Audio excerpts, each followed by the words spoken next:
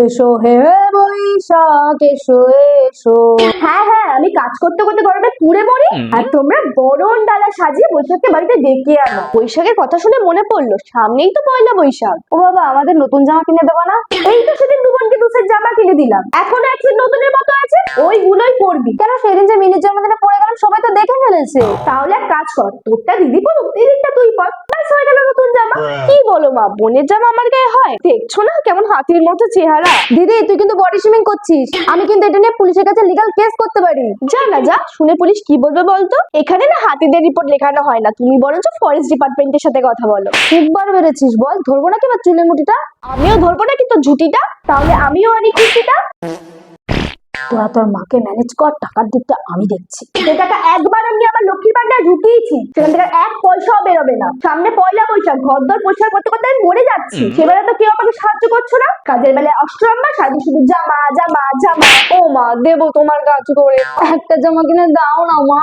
আহা, জেদ করো না মানি, ছোট ছোট দুটো মেয়ে আমার পায়ে ধরে কান্না করছে। সব কটাকে চিনি আমি, কাজের বেলায় কাজই, কাজ করলেই পাচ্ছি। বিশ্বাস করো মা, আমরা কাজ করতে রাজি। সত্যি বলছিস তো? তাহলে তিনজনই এখন কাজে লেগে পড়, বিকেলে একসাথে শপিং করতে যাবো। ওকে ডান। মিশন ঘর পরিষ্কার, অত ফুর্তির কিছু হয়নি। কি গো, তুমি ঝুলগুলো ঝাড়ো, মধু তুই জানলাটা পরিষ্কার কর, আর নব তুই আমার সাথে আয়, দুজনে মিলে জিনিসপত্রগুলো পরিষ্কার করি।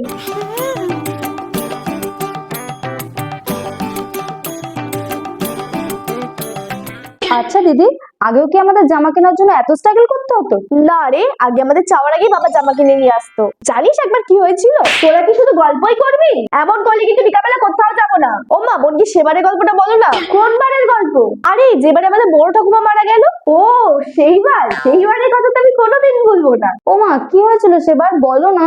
সেইবার তোদের বড় ঠাকুমা তো মারা গেলেন, ওনার শ্রাদ্ধের অনুষ্ঠান করতে গিয়ে বেশ ভালোই খরচ হলো, আর সামনেই ছিল পয়লা বৈশাখ। আমি তোদের বাবাকে বললাম, ভালোই তো খরচপাতি হলো, এবার আর নতুন জামা কেনার দরকার নেই। তারপর পয়লা বৈশাখের দিন তোদের দুটোকে স্নান করি, আমি স্নানে গেছি, এসে দেখি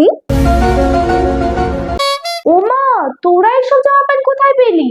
বাবা এনে দিয়েছে। বাবা এনে দিয়েছে? যাই বলো মানি, ঘরে আমার দুখানি লক্ষ্মী সরস্বতী, ওরা যদি নতুন জামা কাপড় নাই পরে তবে কিসের পয়লা বৈশাখ বলো তো? তোদের বাবাকে একটু বকাঝকা করেছিলাম ঠিকই, কিন্তু মন থেকে আমিও খুশি হয়েছিলাম। তোরা দুজনে তো নতুন জামা পেয়ে সে কি খুশি, খুলতেই চাচ্ছিলি না। এমনকি খাওয়ার সময়ও ভাত নিয়ে এসেছি, যা আবার দুজনে নতুন জামা খুলে ফেলো, দাগ লাগলে কিন্তু নতুন জামা একদম নষ্ট হয়ে যাবে। না মা, আমরা খুলবো না, আমরা নতুন জামা পরেই ভাত খাবো।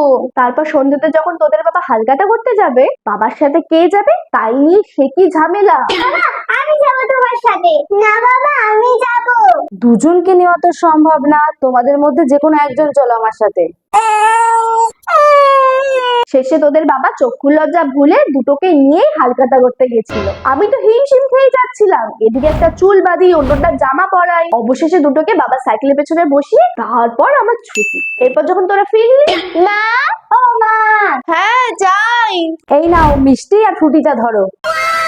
পরের দিনের জলখাবার তো ওই দিয়েই হয়ে গেছিল, আর নবটা 2 মিনিট পর পর আসে আর একটা করে মিষ্টি খায়। ও, তাহলে এই জন্যই তোর এই চেহারা। মা দেখছো, দিদি কিন্তু সবসময় চেহারা একই কথা বলে যাচ্ছে। মধু, এগুলো কিন্তু ভালো না। ছোটটা আমার খেয়ে দেখি সুন্দর হৃষ্টপুষ্ট আছে, তুইও খা না, তোকে কি আমরা খেতে বারণ করি? হ্যাঁ গো, দুটো তো বাজতে যায়, এদিকে আমার। কি বলো, 2টো বাজে? দেখলি তোরা গল্প করে কেমন দেরি করে দিলি, এদিকে এখনো কাজের কিছুই হয়নি। জামা কাপড় কেনা বন্ধ, কোনো জামা কাপড় হবে না। এমন বলো না মা, আমরা কাল পরশু তোমার সব কাজ করে দেবো। দেখছিস এখনো কত কাজ বাকি, আজকে বিকালে কোথাও যাওয়া হবে না। প্লিজ মা, প্লিজ। বেলা 2টো বাজে, খেয়ে দে তাহলে আবার কাজে লেগে পড়। তারপর কালকে যাবো ছেলের কেনাকাটা করতে। হ্যাঁ, কালকেই যাবো কেনাকাটা করতে।